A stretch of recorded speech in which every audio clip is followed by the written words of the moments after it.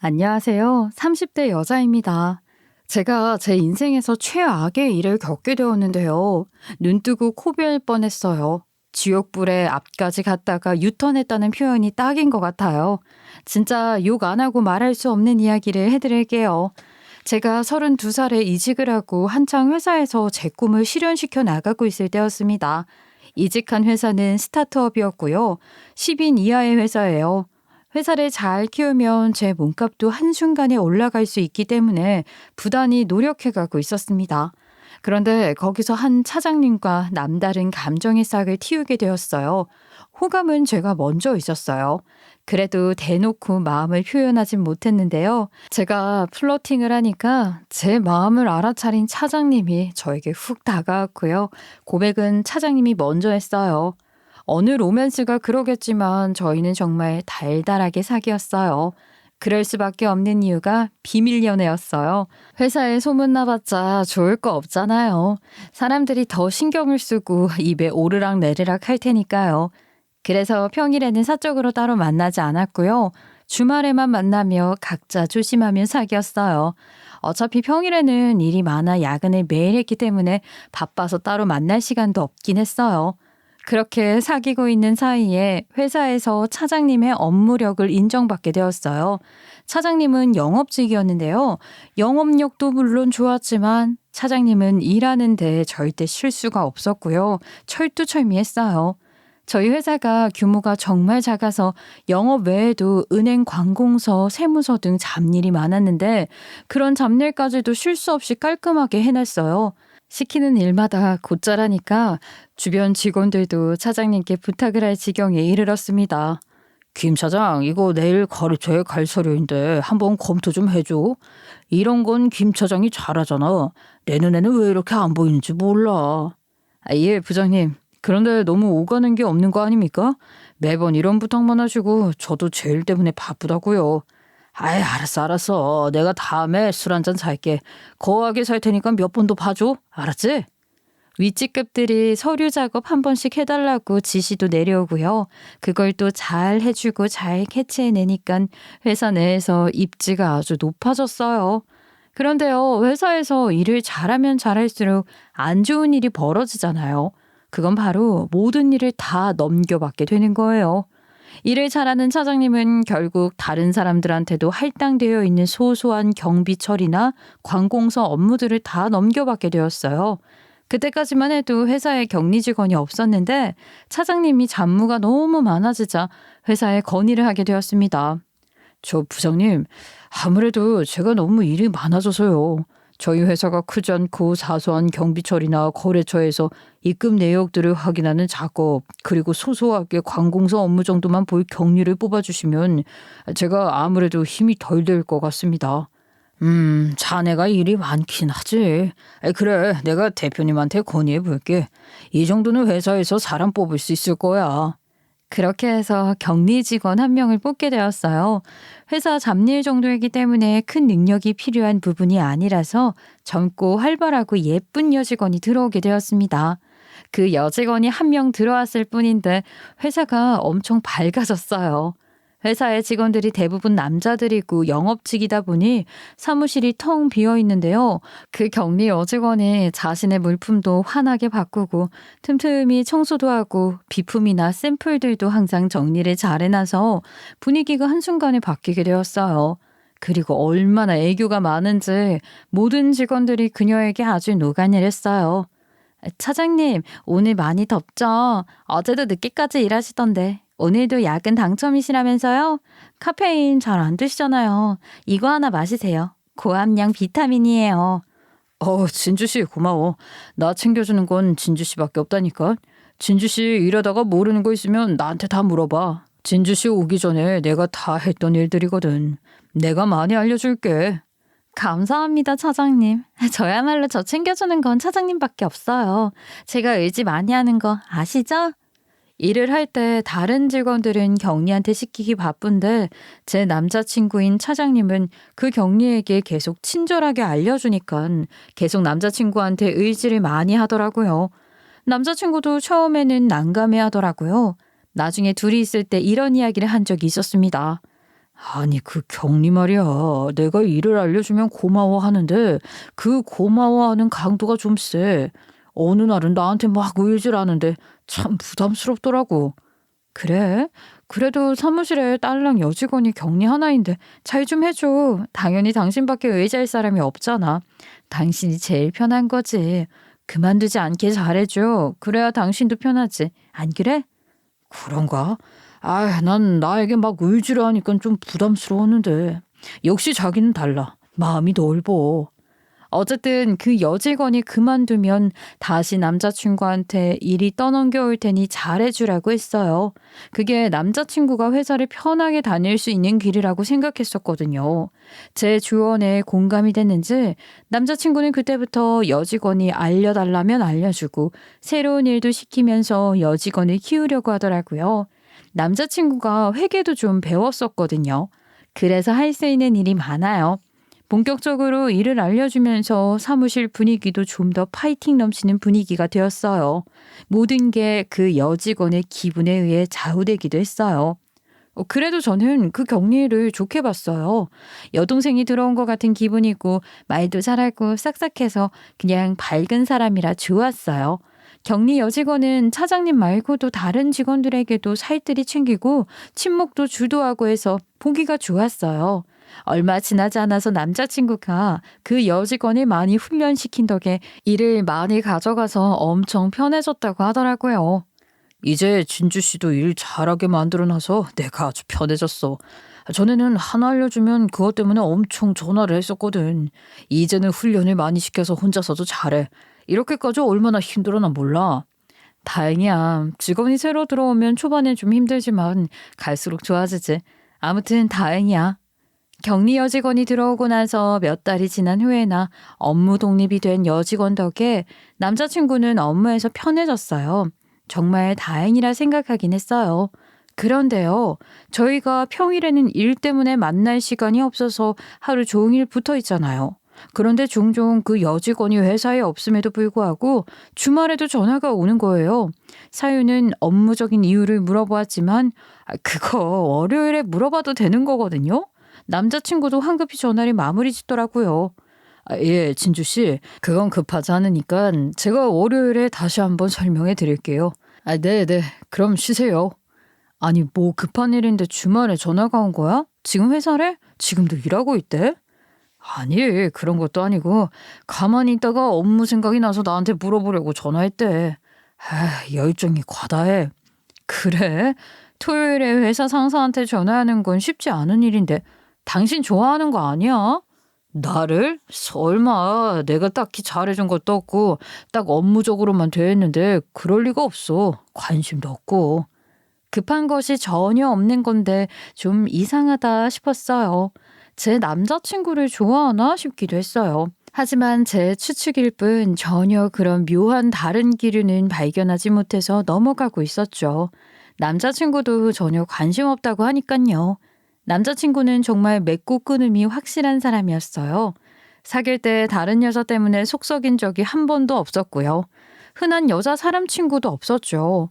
한 번은 회사 근처에 자주 가는 카페 아르바이트생이 꾸준히 남자친구한테 관심을 보였고 하루는 진지하게 고백까지 했다고 해요. 그런 상황에서 남자친구는 자긴 사귀는 사람이 있다고 확실하게 선을 그었다고 해요. 그 후로 그 카페에 가지도 않고요. 이처럼 여자 문제에 있어서는 확실한 사람이기 때문에 혹시라도 회사 격리가 남자친구를 좋아한다고 해도 잘 대응할 것이라는 믿음이 있어서 그렇게 신경이 쓰이지는 않았습니다. 남자친구의 매력이 그뿐만이 아니에요. 제 본가가 경기도 외곽이라 주말에 데이트를 할 때 종종 저희 본가에도 갔거든요. 유명한 데이트 코스 옆이라 몇 번 들렸어요. 저희 집이 주택이고 좀 큰데요. 엄마가 애정하는 반일도 도와주고 같이 삼겹살도 먹고 그런 시간이 종종 보냈죠. 엄마 아빠도 진중하면서도 싹싹한 제 남자친구를 마음에 쏙 들어 하셨어요. 그런데 결정적으로 저희 부모님의 마음에 쏙 들게 된 계기가 있었어요. 어버이날 때 저 몰래 제 본가에 가서 저희 부모님께 카네이션을 주고 왔더라고요. 예, 네 남자친구 다녀갔어. 어쩜 어버이날이고 카네이션을 가지고 왔더라고. 아이 또 우리 먹으라고 홍삼도 하나 사왔고 말이야. 아빠도 나도 엄청 감동했어. 이런 걸 어떻게 생각했다니? 어머, 정말? 나한테는 그런 얘기 없었는데 오늘 평일이라 회사에 반차를 했었거든. 쉰다고 하고 거길 갔구나. 이거 좀 감동인데? 엄마도 감동이야. 아빠도 그렇고. 예, 이런 사람이랑 결혼을 해야 해. 너네 둘 다 30 넘었는데 이제 결혼 생각해야 하는 거 아니니? 결혼? 난 아직 생각 없는데. 결혼에 대해서 한 번도 생각해 본 적이 없어. 나이가 되긴 했지만. 남자들은 또 아닐 수도 있어. 가정이 안정이 되어야지만 더 큰 일도 할 수 있는 거야. 결혼 얘기 한번 나눠보는 게 어때? 스위트한 이 남자가 하루하루 더 좋아지고 있을 때 저희 집에서는 남자친구를 엄청 좋게 봤고요. 저희 둘 다 나이가 30이 넘었기 때문에 얼른 결혼을 했으면 좋겠다는 말이 나왔어요. 남자친구한테도 결혼 이야기를 꺼냈죠. 결혼? 하긴 우리 나이가 이제 결혼할 나이이긴 하지. 자기는 하고 싶어? 나는 생각해 본 적은 있긴 한데. 그래? 나는 사실 결혼은 더 늦게 하려고 했는데 엄마가 여자는 애를 낳아야 하기 때문에 더 서둘러야 한다고 하더라고. 자기는 나랑 결혼할 생각이 있어? 당연하지. 결혼을 하면 자기랑 해야지. 누구랑 해? 안 그래? 난 연애 따로 결혼 따로 그런 사상은 아니야. 연애가 결혼이랑 이어지는 거지. 그렇구나. 그럼 우리 구체적으로 이야기를 나눠볼까? 언제쯤 결혼하는 게 좋을 것 같아? 내가 계획을 세우면서 일을 하는 편이라 뭔가 정확하진 않더라도 어느 정도 큰 가닥을 잡았으면 좋겠어. 남자친구도 결혼에 긍정적이었고요. 그때부터 저희는 만났다 하면 결혼 얘기를 많이 나눴던 것 같아요. 구체적으로 언제쯤 결혼을 하고 싶다, 집은 어디에 장만하고 싶다, 그런 이야기들요. 하지만 회사가 너무 초반이다 보니 회사가 좀 더 안정이 된 후에 결혼을 하기로 했어요. 그게 1년을 예상했고요. 회사의 매출이 오르면 스타트업이고 초기 멤버라 더 나은 대우를 받게 되니까 조금 더 많은 것을 모으고 나서 결혼을 하는 것이 좋겠다는 게 저희 둘의 결론이었습니다. 그 정도는 1년을 예상했고요. 이런 상황에서 남자친구가 회사에서 입지를 굳힐 수 있는 좋은 기회가 생겼습니다. 부사장님은 업무적인 애로사항을 하나 공개를 했습니다. 이번에 회사에서 새로운 거래처를 뽑고 계약도 해야 하는데 후보군이 몇 개가 있습니다. 후보군 안에서 뽑기만 하면 되는데 이게 난감한 이유가 다들 비슷한 규모의 사업장이고 비슷한 조건이라 어느 한 군데를 딱 찍기가 애매하더라고. 어디를 선택해야 좋을지 고민입니다. 보통 업체 선별을 할 때에는 각 회사마다 영업이익에 대한 분석을 통해서 선정하곤 했는데요. 그렇게 하다 보면 뚜렷한 회사가 나왔거든요. 그런데 이번 업체 선정에서는 그런 분석이 통하지 않았기 때문에 부사장님의 고민이 날로 커져갔습니다. 제가 그때 좋은 생각이 났고요. 그 일을 남자친구한테 지원을 하라고 회의 중 문자를 보냈어요. 그걸 확인하고 남자친구가 자기가 해결해보겠다고 지원을 했고요. 회의가 끝나고 남자친구와 처음으로 회사에서 은밀히 만나게 되었습니다. 혹시 무슨 좋은 생각이 있어서 나보고 지원을 하라는 거였어? 무슨 계획이 있는 거야? 내가 예전에 쓰던 방법인데 이게 진짜 확실하거든. 나보다는 자기가 이런 일로 회사에 입지를 굳혔으면 해서 지원해보라고 한 거야. 정말? 무슨 계획인데? 나야 너무 고맙지. 자기가 충분히 나설 수 있는 상황인데도 불구하고 내 생각해준 거잖아. 고마워. 그런데 계획이 뭐야? 이 일을 통해 남자친구는 회사에서 승진할 수 있는 좋은 기회를 잡을 수 있다고 판단했어요. 왜냐하면 남자친구가 차장이잖아요. 얼마 전에 남자친구 윗선인 부장님이 다른 회사에 더 좋은 대우를 받게 되었다며 퇴사를 한 상태였기 때문입니다. 이럴 때 남자친구가 능력을 보여준다면 단번에 부장 자리에 오를 수 있는 절호의 기회였어요. 그래서 그때는 제 입지를 다지는 것보다 남자친구 입지를 굳히는 게 더 먼저라는 생각에 제 아이디어를 남자친구에게 주기로 했습니다. 저는 차장인 남자친구를 코칭해 주었어요. 어떻게 했냐면요. 다 비슷한 크기의 회사, 다 비슷한 조건, 다 비슷한 위치에 있는 회사들이라 어느 곳이 나을지 고르기 쉽지 않았지만요. 일단 먼저 취업 사이트에서 각 회사들의 평점을 봤습니다. 회사가 잘 돌아가려면 직원들의 만족도가 높아야 되거든요. 직원들의 만족도가 높다는 것은 사내 복지가 잘 되어 있다는 뜻이고, 복지가 잘 되려면 회사가 어느 정도 안정적인 수입이 있다는 것이 확인되기 때문이었어요. 또 아무리 괜찮은 회사라도 윤리적으로 도덕적으로 별로인 곳이랑은 거래를 하고 싶지 않기 때문에 평점을 먼저 확인했습니다. 아무래도 그 회사를 겪어봤던 사람들의 이야기가 더 정확할 거니까요. 거기서 일단 평점이 안 좋은 회사는 걸러냈고요. 그중 괜찮은 곳을 추리고 그 추린 회사들 근처로 가서 그 회사 직원들이 먹을 만한 식당들을 수소문했습니다. 식대를 장부로 사용하는 곳을 찾는 거였어요. 보통 공장을 가지고 있는 회사들은 일하는 직원들 식사 비용을 회사에서 제공을 해주고 하루하루 결제를 하지 않기 때문에 장부를 사용하고요. 한 달에 한 번씩 결제를 하는데요. 그 밥값이 제대로 정확한 날짜에 이루어지고 있는지 아니면 매달 조금씩 늦춰지는 것에 대해 조사를 했습니다. 밥값도 제대로 못 내는 회사랑 거래를 한다면 분명 언젠가는 금액적인 부분으로 속을 끓게 할 것이기 때문이에요. 그래서 스타트업에서는 이 부분이 정말 중요하거든요. 자기는 어떻게 이런 생각을 했어? 나는 해봤자 영업 보고서에 올라온 부분들에서 쥐어짜서 더 좋은 업체가 뭐일지 생각해 보려고만 했지. 와, 이런 방법이 있을 줄은 몰랐어. 발상의 전환이라고 하지. 내가 보니까 이미 후보군 회사들이 올린 보고서에는 특별히 점수를 플러스할 만한 요소들이 없더라고. 그렇다면 직접 발로 뛰는 수밖에? 회사에서 입금이 얼마나 중요한데, 그렇지? 하나를 알려주니까 남자친구는 거기에 한 가지를 더 추가해서 주변 식당에 물어봤어요. 그 회사 평판이나 직원들이 바빠 보이는지에 대해서도 이야기하더라고요.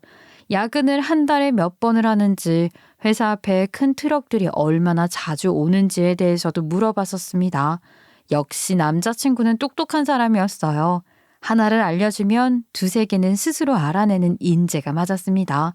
그렇게 일하는 사람들을 보면서 저도 저런 사람을 알아봤다는 제 안목에 스스로 칭찬을 하며 향후 우리가 결혼을 해서 살아간다면 어떤 미래를 만들어낼지에 대해서도 기대가 되었어요. 왜 사람은 하나를 알면 열을 안다고 하잖아요. 남자친구는 정말 똑똑한 사람으로 기회가 오면 그 기회를 잘 잡고 또 잘 풀어내는 사람이었어요. 그래서 이만큼 성장할 수 있던 거고요. 제 코칭으로 얻어낸 거래처 정보들을 남자친구는 후보들 군들 중 한 군데로 추렸고요. 잘 정리해서 보고서를 작성했어요. 이로써 한 군데 회사로 추릴 수 있었습니다. 그런데 제가 보기에는 이 업체가 크게 잘 되고 있진 않고 대표님이 안정적이고 보수적인 사업 마인드를 가지고 있어서 저희에게 큰 돈을 벌게 해주거나 이들을 많이 챙기게 해주는 업체는 아닙니다. 수익률은 평범한데 입금이 칼같이 되는 곳이라는 점에서 높은 점수를 매겼는데요.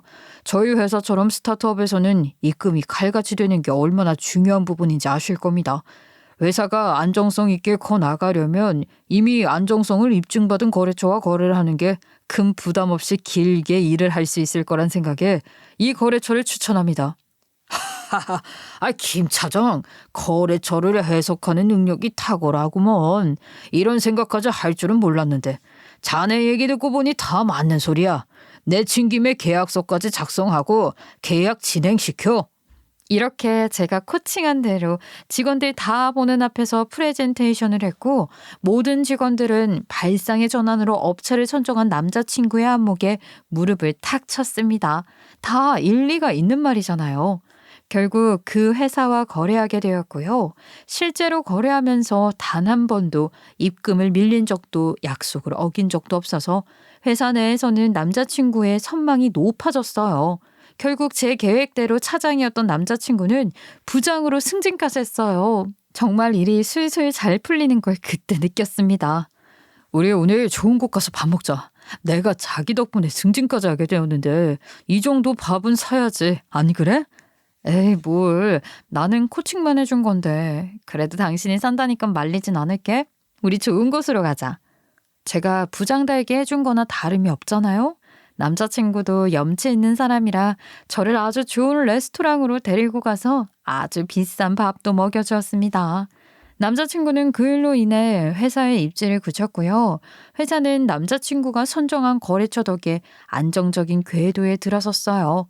그날 비싼 밥을 먹으며 저는 결혼 이야기를 자연스럽게 꺼냈어요. 그런데 자기야, 그럼 우리 이제 결혼하는 건가? 우리가 결혼 얘기했을 때 딱 1년 뒤라고 얘기했는데 지금이잖아. 회사도 어느 정도 안정권에 들어섰고 당신도 부장으로 승진했고 이제 결혼하는 게 어때? 결혼? 실은 자기한테 할 말이 있어. 나도 자기 너무 좋고 자기랑 결혼을 하고 싶은데 우리 집에서 자기를 반대해. 그래서 결혼은 좀 더 있어야 할 것 같아. 어? 나를? 왜? 혹시 반대하는 이유가 뭔지 물어봐도 돼? 나는 부모님 뵌 적도 없는데 어떻게 나를 알고 반대를 하셔? 사실은 내가 여러 차례 자기 사진 보여줬고 전에 우리 엄마가 나한테 뭐 전해준다고 우리 회사 근처에 온 적이 있었어. 그때 지나가는 자기를 봤나 봐. 그런데 왜 반대를 하시는데 이유가 뭐야? 나를 겪어보신 적도 없는데 어떻게 반대를 해? 나는 황당하잖아. 그게 말이야. 이런 말 하기 좀 뭐한데. 우리 엄마가 관상을 중요하게 여기거든. 그런데 자기 보고 나서 자기가 혼자 살 팔자라고 하더라고. 결혼하면 이혼하게 된다고 하면서 반대를 하더라고. 아이, 뭐라고? 혼자 살 관상? 지금껏 나 살면서 처음 들어봐. 결국 내 외모 때문에 결혼에 반대하신다는 말이야? 저는 너무 황당했어요. 제 외모가 조금 세게 생긴 건 그래요. 인정해요. 그런데 어디 가서 못생겼다는 말 들어본 적도 없고요. 저 예쁘게 생겼다는 말은 많이 들었어요. 고등학교 때와 대학 때 길거리 캐스팅도 수차례 당했었는데요. 차갑게 생겼다는 말은 들었지만 혼자 살게 생겼다는 관상이라뇨. 다른 조건도 아니고 외모 때문에 결혼 반대당해 본 적 있으세요? 못생긴 이유도 아니고 혼자 살 관상이라서 결혼을 반대한다니 너무 서럽더라고요. 그래도 이 남자가 포기가 안 되는 걸 어떡해요. 저는 일단 결혼 허락을 받는 게 우선이니까 잘 보이고 싶었어요. 바로 인사를 가는 것보다 어느 정도 밑밥을 깔아놓는 게 좋다고 생각했죠. 때마침 어머님이 생신이라 하셔서 무릎이 안 좋다는 말을 들어서 무릎 영양제와 그해 새로 나온 스카프, 아버님 골프 장갑까지 사서 남자친구한테 보냈지요. 그런데 선물이 다시 돌아오더라고요. 자기야, 미안해. 그런데 엄마가 이 선물 돌려주라고 해서 다시 가져왔어. 정말 미안해. 정말? 어머님이 부담스러우시대? 왜? 나는 정말 순수한 마음으로 어머님과 친해지고 싶어서 들은 건데. 그 마음이 부담스러우시대. 순수하게 감사의 의도 같은 게 아니라 결혼이라는 게 깔려 있으니까. 그래서 이 선물 받을 수 없다고 하셨어. 정말 미안해. 내가 이런 말 하면 자기 마음 불편할 것 같은데 말을 안 할 수가 없어서 전하는 거야. 정말 미안해. 자기가 미안할 건 없지. 그래도 자기가 내 편이 되어줬으면 좋겠어. 우리가 결혼이라는 목표가 똑같은 거잖아. 그럼 자기가 부모님께 얘기를 잘해주면 안 될까? 그럼 당연하지. 일은 엄마가 지금 저지른 거잖아. 내가 오늘 돌려주는 것까지는 중간 입장이고 돌아가서는 내 입장 확실히 전할 타이밍이라고 생각해. 오늘 확실히 부모님께 내 의사를 전할 테니까 기다려줘. 남자친구도 저랑 결혼을 하고 싶다고 했고요. 그날 부모님께 잘 말씀드려서 결단을 내린다고 했어요. 자기 부모님을 설득시키겠다고요. 그런데요, 일이 점점 커져버렸습니다.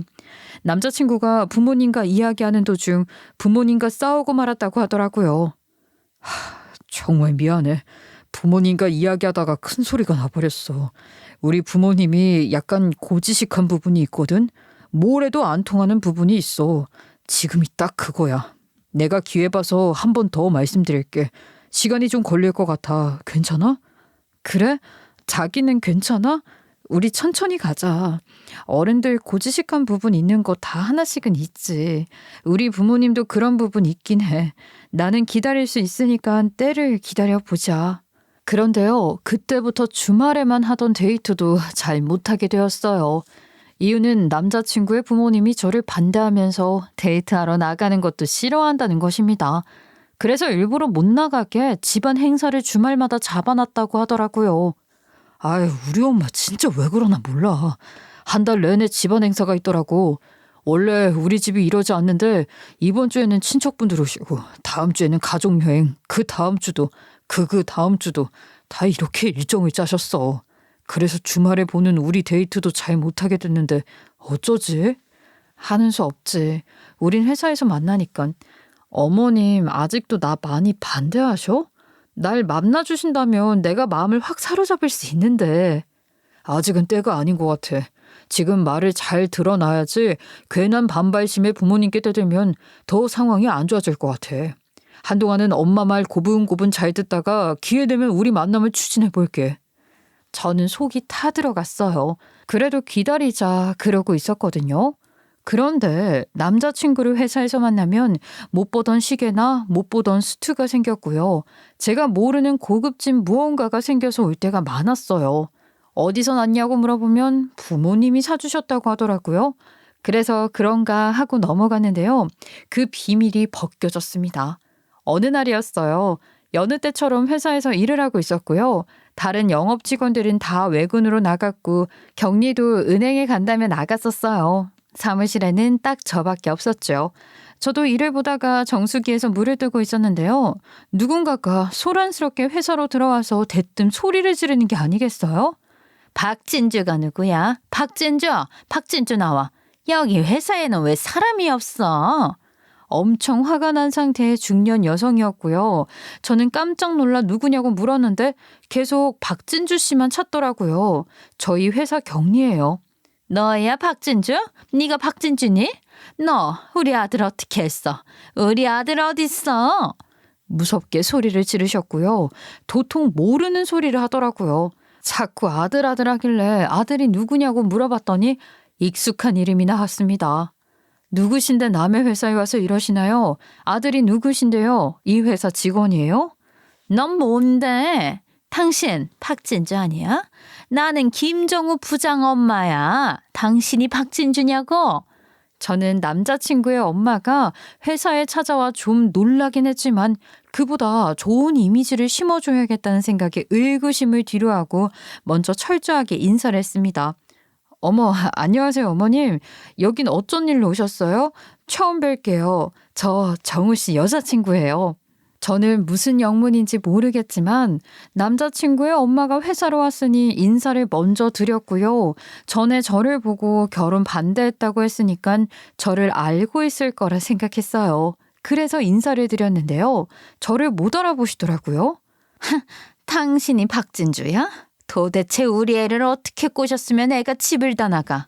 야, 그까짓 명품들 몇 개 사주면 될 줄 알아? 그리고 감히 경리 따위인 네가 감히 우리 아들을 넘봐? 우리 아들 어딨어? 어딨냐고. 2년짜리 어디야? 소금 확 뿌려버릴 테니까 얼른 안 떨어져. 이게 다 무슨 소리인가요? 여러분은 알아들으시겠어요?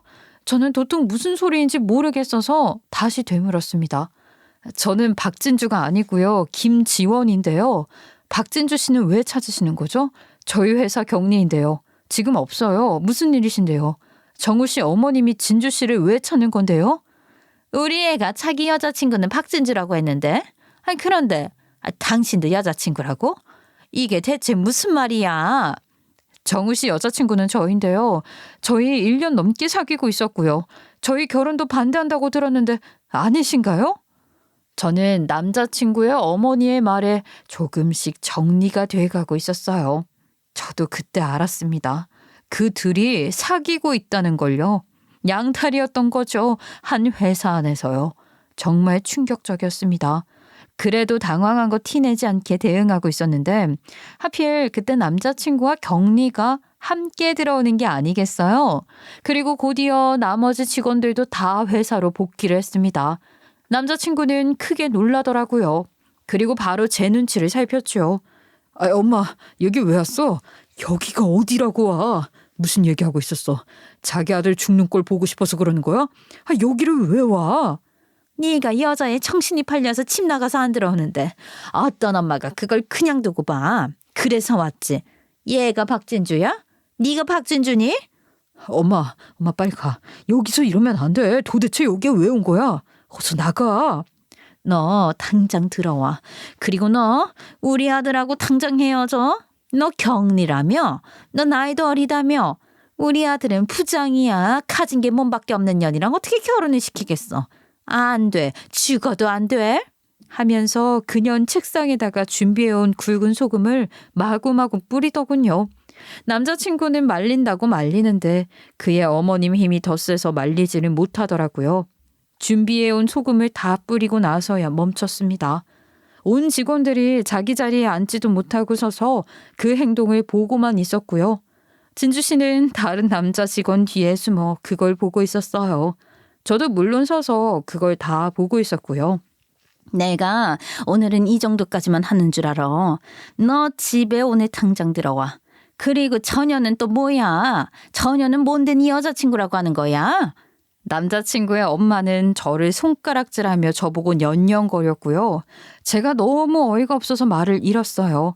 그랬더니 옆에 있던 부사장이 대신 말을 해줬어요. 저분 말씀이세요? 저분은 저희 회사 대표님이신데요. 김 부장 여자친구라고 했다고요? 한순간에 직원들이 놀라며 웅성웅성했어요. 경리도 놀라더라고요. 자기도 양다리인 줄은 몰랐겠죠. 사실 저는 스타트업 회사를 만든 대표예요. 제가 직접 제 회사 직원들을 면접 보고 다 뽑은 거고요. 제 남자친구인 김정우도 제가 면접 보고 뽑은 거죠. 경리도요. 다 제가 뽑았는데 대표인 제가 김정우 차장한테 관심을 보였고 그 사람도 제 어딘가가 좋아서 저를 선택했겠죠. 그런데 제 회사 여자 경리랑 이렇게 바람이 날 줄은 정말 꿈에도 몰랐습니다. 대표인 저를 놔두고 어떻게 경리랑 바람이 나요? 이거 너무 기가 막힌 일이지 않나요? 네, 맞아요. 제가 김정우 부장 여자친구입니다. 1년 넘게 사귀었고요. 결혼도 약속했어요. 그런데 오늘부로 헤어지려고요? 제가 제 회사 경리랑 양다리인 줄은 몰랐거든요. 참 한심하게 속았네. 다들 놀라면서 입을 다물진 못하더라고요. 남자친구는 고개를 푹 숙인 채 땅만 보고 있었습니다. 그의 엄마는 그럼에도 불구하고 기가 죽지 않더라고요. 더 이상 볼 필요 없고 이 소란을 얼른 정리해야겠다 싶어 한마디를 더 던졌습니다. 그만 돌아가시라고요. 야, 너는 정말 쓰레기다. 어떻게 나한테 이래? 그리고 진주야, 너 얘 가져. 난 쓸모없거든. 잘 정리하자. 어머님 보내요, 김 부장. 그렇게 웃으면서 말했고요. 저는 바로 대표실로 들어왔어요. 대표실로 돌아가는 제 뒤에서 그 사람 엄마가 뭐? 대표라고? 너는 저런 사람 놔두고 얘랑 또 바람을 핀 거야? 하는 소리가 들리긴 했습니다. 그러니까요. 저를 놔두고 제 회사 경리랑 바람을 피우다니요. 그 인간이 어머님을 돌려보내고 사무실을 정리하더니 저한테 문자를 보냈어요. 퇴근하고 보자고요. 저도 정리가 필요할 것 같아서 직원들 퇴근하면 회사에서 이야기하자고 했죠. 늦은 밤 모든 직원들이 다 퇴근하고 나서야 조용해진 회사에서 둘이 이야기를 하게 되었습니다. 내가 정말 놀라긴 놀랐어. 어떻게 날 두고 바람을 피워? 그것도 내 회사 경리랑? 미안해. 내가 입이 10개라도 할 말이 없어. 그래, 네 말대로 헤어지자. 그렇게 할게. 비치. 그 말은 내가 해야 되는 거야. 네가 뭔데 헤어지자 말자를 해. 너는 고개 푹 숙이고 반성이나 하는 거야. 그래, 물어나 보자. 왜 바람 피운 거야? 그리고 왜 내가 아니라 전현을 선택한 거야? 헤어지는 마당이니까 솔직하게 말할게. 나는 네가 무서워. 네가 먼저 날 좋다고 해서 사귄 거였고 사귄 이유도 대표가 날 좋아한다는데 최대한 너를 이용해서 회사 생활 편하게 하려고 그래서 사귄 거였다. 너 돈 많고 능력 좋고 뭐 예쁘고 그래서 사귄 거야. 네 재력, 네 직위 그런 걸 이용해보고 싶은 거였어. 그런데 왜? 왜 바람 피운 건데?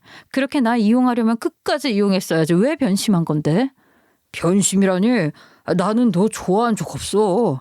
사귀면 마음이 생길 줄 알았지. 그런데 마음이 안 생기는 경우도 있더라고.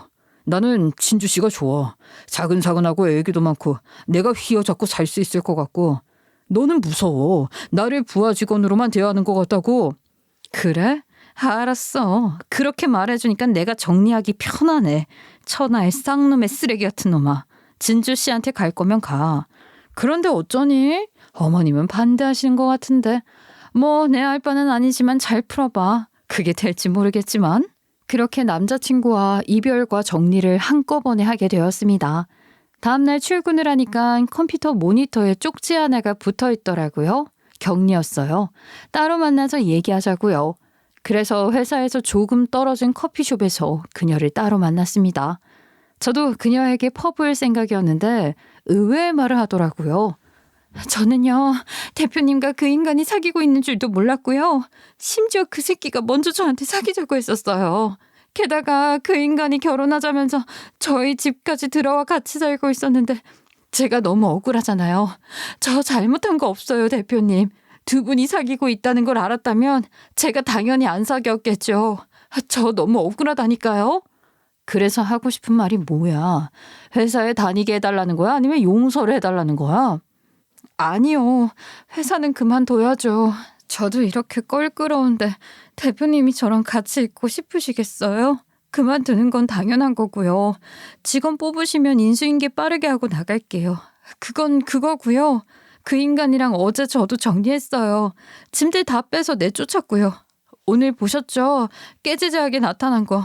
어디 찜질방에서 자다 나왔겠죠. 제가 하고 싶은 말은요. 대표님, 이대로 당하고만 있을 거예요? 저는 못 참아요. 이대로는 그냥 못 넘어간다고요. 나도 네가 싫진 않았는데 이렇게 더럽게 꼬인 이상 너랑은 한 회사에서 못 있지. 직원 빨리 뽑을게. 인수인계 잘해주고. 안 참으면 어떻게 하고 싶은 건데? 구체적으로 얘기를 해봐. 복수해야죠. 지금 제일 쪽팔린 건 저예요. 몸 주고 마음 주고 집까지 줬는데 남는 게 뭐예요? 대표님은 그 인간 자르기라도 할 수 있죠. 저는 할 수 있는 게 아무것도 없어요. 그래서 최선을 다해 그 인간 인생 망치게 하려고요. 동참하시겠어요? 저는 그녀의 말에 일단 생각을 해본다고 하고 자리에서 일어났습니다. 그런데 그날 그의 어머니가 저를 찾아왔어요. 그래서 이번엔 회사 근처 커피숍에서 만났는데요. 내가 어제는 정신이 없어서 그냥 갔는데 우리 아들한테 어제 얘기 들었어요. 1년 넘게 사귀었다면서요. 아니 얘는 이렇게 좋은 배필을 만나놓고선 왜 말을 안 한 거야. 솔직히 말할게요. 나 대표님 좋아요. 아주 마음에 들어요. 내가 어제는 본의 아니게 소동을 피워 알려지지 않을 이야기들이 알려지긴 했는데 우리 아들이랑 다시 잘해볼 생각 없어요? 초면에 이런 말 하기 좀 뭐하지만 미치셨어요? 어디 바람나서 버려진 아들을 어디다 갖다 대요? 아니, 둘이 결혼 생각까지 했다면서요. 남자들 살면서 바람 한 번씩 펴요. 결혼하기 전이니까 이번에 딱 한 번만 눈 감아주면 내가 살면서는 단속을 잘할게. 앞으로는 절대 그런 일 없을 거야. 응? 양다리 걸친 여자가 제가 모르는 사람이 아니라 바로 제 회사 직원이에요. 그리고 오늘 그 여자하고도 얘기해서 다 사실 확인했어요. 그 여자한테도 결혼 얘기 꺼냈다는데 이게 바람인가요? 아니요. 바람 아닙니다. 기만한 거예요. 저 갖고 논 거고요. 저 이용당한 거예요. 법적인 소송 안 건든 것만으로도 다행이라 여기시라고요. 아셨어요? 다시는 저 찾아오지 마세요. 진짜 사람 잘못 만나서 이게 무슨 감정 소비인지 모르겠더라고요. 헤어져서 슬픈 것도 없고요. 그저 화만 나더라고요. 제가 뭔 잘못을 저지른 것처럼 죄책감에 시달렸고요. 감정이 불안정한 상태였어요. 그런데 다음날 더 황당한 일을 목격하게 되었어요. 그 인간 엄마가 저 만나고 간 다음날에 저희 회사 격리를 만나고 있는 게 아니겠어요? 제가 커피를 마시려고 회사 앞 커피숍에 갔다가 둘이 우연히 만나고 있는 걸 보게 되었어요. 사무실로 돌아온 격리를 대표실로 호출했습니다. 너무 궁금해서 못 견디겠더라고요. 그 사람 엄마 만나는 거 봤어요. 저는 어제 만났거든요. 두 사람 반대한다고 사무실까지 쫓아와서 그 난리를 쳤는데 무슨 일로 온 거래요? 다시 잘해보라고 하더라고요. 아무래도 저희 집 재산이 많아서 그런 것 같아요. 제가 그 인간과 사귈 때 시계도 사주고 옷도 사줬거든요. 차도 계약 전까지 갔었는데 헤어져서 엎어질 것 같으니 그런 것 같아요. 저희 아버지가 어떤 회사 대표거든요. 그래서 그걸 뒤늦게 알고 이러는 것 같아요. 웃기지 말고 다신 찾아오지 말라고 했습니다. 아, 그 인간 어머니가 지금 돈 보고 우리 둘한테 다시 잘해보라고 하는 것 같네요. 나한테도 어제 똑같은 말 했거든요. 뭐라고요? 참네. 지금 그 모자가 저희 갖고 노는 거 맞죠? 저 머리 비상하게 쓰는 놈이 자기 엄마까지도 조종하고 있는 것 같은데 내 이 새끼를 그냥 놔두면 너무 열받을 것 같아요. 양반은 못 된다더니 저기 딱 오네요. 제가 있는 대표실은 투명색 유리로 되어 있어서 사무실이 한눈에 보여요. 저랑 대화를 나누고 있던 경리는 때마침 그 인간이 회사로 복귀하는 것을 보고 바로 달려가 머리채를 잡고 흔들었습니다. 전 일부러 말리지도 않았어요. 더 흔들라고 속으로 응원을 했죠. 다른 직원들이 말려서 겨우 떨어졌는데요. 얼굴 다 핥혀 있고 머리 다 빠지고 옷 다 찢어지고 난리도 아니었지요. 야, 네가 뭔데 날 갖고 놀아? 너 네 엄마 뭐라고 했길래 하루아침에 태도가 바뀌더라? 너 내 돈이 그렇게 좋니? 너 우리 집안이 그렇게 탐나? 그랬으면 진심으로 날 대했어야지. 어디 사기를 쳐? 아니, 진주야, 진짜 미안해. 엄마가 찾아올 줄은 몰랐어. 정말 미안해. 저도 거기다 대고 한마디 했습니다. 김정우 씨, 당신 해고야. 그동안 업무 시간 중에 집에 들러서 쉬다 오고 상습적으로 거래처에서 회식 받아 먹었더라. 이거 해고 사유 충분해. 너 해고야. 아니, 해고라니. 헤어졌다고 너무 막 나가는 거 아니야? 증거 있어? 증거 있냐고. 당연히 있지.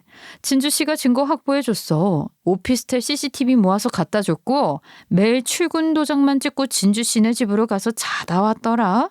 밤에는 거래처에 회식 강요해서 받아먹고 법인카드도 사적으로 막 쓰고. 잠깐만. 그럼 시간을 좀 줘. 나도 다른 회사 알아봐야지. 인수인계도 해야 하고. 내가 왜? 직원이 충실 의무를 다하지 않으면 즉시 해고가 가능하대. 우리가 정이 있는 사이고 사정 봐주는 사이도 아닌데 당장 짐 싸서 나가. 전 남자친구인 김 부장은 그렇게 짐을 싸서 하루아침에 회사를 그만두게 되었어요. 아무튼 그렇게 헤어졌어요. 그리고 며칠 뒤 격리 직원도 뽑아서 진주 씨도 그만뒀고요. 그렇게 감정을 정리하며 나름 마인드 컨트롤하면서 살고 있었는데요. 한 6개월쯤 지났을까요? 그 격리였던 진주 씨한테서 연락이 왔습니다. 대표님, 그거 아세요? 그 인간 다른 여자랑 결혼한대요. 아셨어요? 진주 씨, 됐어. 나는 이제 그 사람하고 얽히고 싶지 않고 궁금하지도 않아. 결혼한다면 알아서 잘하겠지. 그런 소식 안 전해도 돼.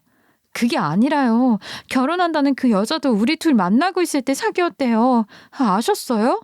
뭐? 그럼 양다리가 아니라 세다리? 이게 말이나 돼? 이게 말이 되는 소리야? 가만히 있을 거예요? 분명 그 여자도 모르고 있었을 거라고요.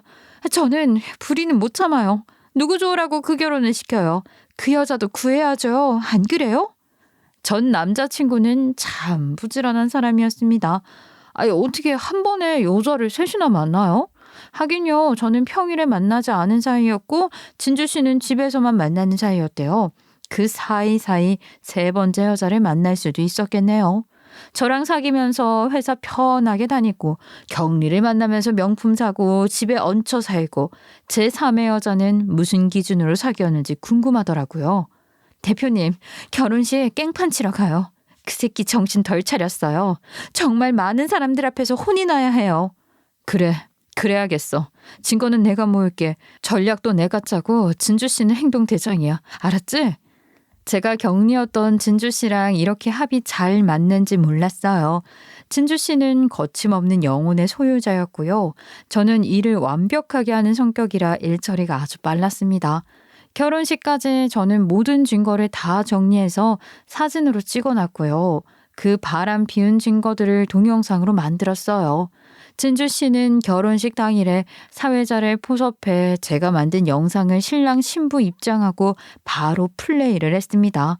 그리고 사회자는 진주 씨로 바뀌었죠. 전 남자친구는 아주 당황해했고요. 하객들도 엄청 반응이 뜨거웠습니다. 사회자 대신에 그 진주 씨가 마이크를 잡았어요. 오늘 결혼한다고 해서 안심하는 분들이 몇 있을 겁니다. 근데 저는 못 넘어가죠. 왜냐고요? 저기에 계신 저분이 퍼스트, 제가 세컨드, 그리고 오늘 웨딩드레스를 입은 신부님이 서드이기 때문이에요. 우리 둘은 다 끝냈는데 신부님, 너는 세컨드도 아니고 서드인데 이런 남자와 결혼을 하고 싶니? 결국 신부가 울면서 그 인간 뺨을 때리고 돌아갔고요. 저와 진주 씨는 예식장 업주가 영업방해죄로 신고해 경찰서에 잡혀가서 끝이 났습니다. 그까지 벌금 얼마가 몹시 중한디요? 한 여자 인생을 구했는데 이 정도는 싼 거죠. 안 그래요? 나중 돼서야 그 인간이 저와 진주 씨를 각각 만나러 왔어요. 그리고 진심 어린 사과를 받았습니다. 그 사람 많은 카페에서 무릎 꿇고 울면서 사과를 하더라고요. 진주 씨, 그 인간이 찾아왔었지? 나한테도 왔는데 난 사실 화를 낼 줄 알았거든? 결혼식 쪽냈다고 소송할 거라고 할 줄 알았는데 의외로 사과를 하더라. 제가 그 부분 물어봤어요. 저희 둘이 만나면 시너지가 나는 것을 알고 더한 것도 꾸밀 것 같아서 자기가 많이 쫄았대요. 그래서 건들면 안 되겠다는 생각을 했대요. 진짜 그런 인간을 왜 좋아했나 몰라. 참, 나 그 서드한테도 연락 왔는데 인생 구해줘서 고맙다고 밥 한 번 산다고 하더라. 저도 연락 왔어요. 안 그래도 인생 구해줬는데 밥 한 번 얻어먹을 만 하잖아요. 우리 비싼 거 먹어요. 대표님은 언제가 편하세요? 아니, 우리 만나지 말자. 이게 무슨 좋은 인연이라고 같이 먹어. 우리 만남 자체가 너무 웃기잖아. 안 그래? 그때부터 그 인간을 잊고 살기로 했어요. 남자 하나로 인생 망칠 뻔했는데 알게 된 시점이 매끄럽진 않았지만 그래도 잘된 일이라고 생각해요. 여러분, 보이는 대로 다 믿으면 안 돼요. 아셨죠? 제 얘기는 여기까지입니다. 화창한 봄날을 만끽하시길 바랄게요. 감사합니다.